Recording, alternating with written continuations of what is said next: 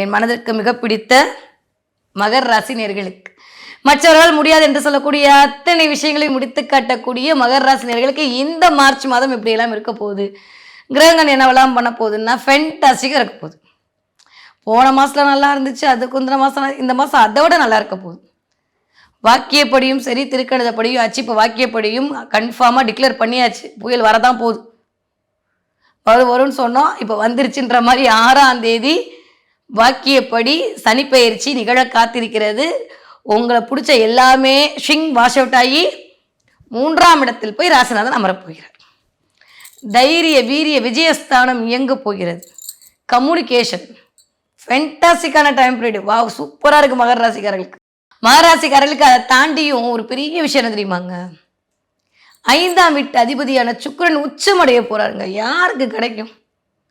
ராசிநாதனும் 5ஆம் வீட்டு அதிபதியும் 8ஆம் வீட்டு அதிபதியும் உங்க வீட்டில் உச்சமடையக்கூடிய செவ்வாயும் ஒரே இடத்துல இணைந்து 30 வருடத்திற்கு அப்புறம் நிகழக்கூடிய தரமான செயலுக்கு நடுவில் இந்த மாதம் உங்களுக்குன்னு பிறக்குது. யாரெல்லாம் இந்த வருஷம் இருக்கீங்களா கொடுத்து வச்சவங்க மகர ராசிக்காரன்.